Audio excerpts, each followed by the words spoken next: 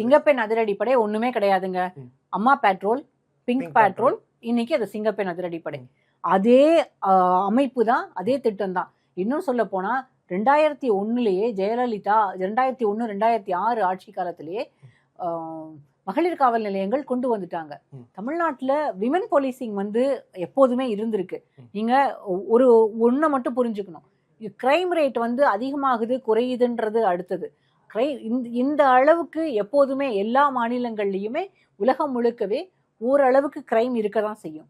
அதை அடுத்தது நடக்காம தடுக்கிறது அதுதான் அரசாங்கத்தினுடைய பிரதான நோக்கம். அதுதான் நோக்கமாக இருக்கணும். அப்போ ஏற்கனவே திமுக அரசாங்கம் எதுவுமே செய்யல. அவங்களுடைய பெரிய பிரச்சனையே சட்டம் ஒழுங்கு சரியில்லாதது, போலீசிங் சரியில்லை.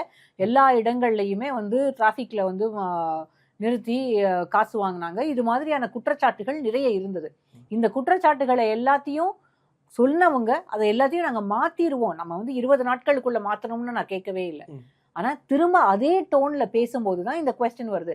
ஏன் சார் பழிய தூக்கி என் மேல போடுறீங்க? திரும்பவும் அதை தானே கேட்கிறாரு. யாருமே உங்க மேல பழி போடவே இல்லை, நீங்க நடவடிக்கை எடுங்கன்னு சொல்லிதான் மக்கள் கேட்கிறாங்க.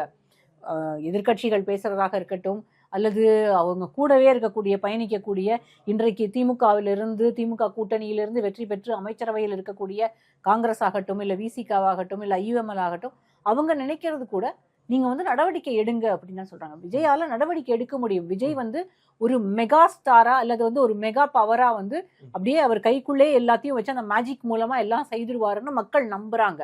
அந்த நம்பிக்கைய அவருடைய இந்த கடந்த காலத்துல இந்த 2 ஆண்டுகள்ல அவருடைய பேச்சுக்களும், இன்ஸ்டாகிராம்ல அவருக்காக இருந்த இன்ஃப்ளூயன்சர்ஸும், அதை தாண்டி அவரோடு பயணித்த அவரோட ஃபேன்ஸும் மக்கள் மத்தியில உருவாக்கிட்டாங்க. அப்ப அந்த மனோபாவத்தை நீங்க மாத்த முடியாது.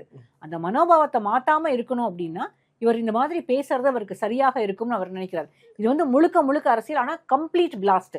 இத இன்னைக்கு விஜய் பேசினது இன்னும் தொடர்ந்து 5 ஆண்டுகள் அவர் இதே மாதிரி தான் பேச போறார். எந்த கூட்டமாக இருந்தாலும், எந்த திட்டம் குறித்த இதுவாக இருந்தாலும், சட்டமன்றமாக இருந்தாலும், எல்லா இடங்கள்லயும் அவர் இது போலதான் பேச போறார். அவர் இது போல பேசுறது மட்டும்தான் அவருக்கு கை கொடுக்கக்கூடியதாக இருக்கும். அப்பதான் தமிழ்நாட்டுல அவருடைய அரசியலும், அதை தாண்டி அவருக்கான அந்த வாக்கு வங்கியும், அந்த மக்கள் மத்தியில இருக்க அந்த கூடிய அந்த கல்ட்டு மனோபாவத்தையும் தக்க வைக்க முடியும். அது அவருக்கு பெரிய அளவுல அவருக்கு லாபத்தை கொடுக்கும்.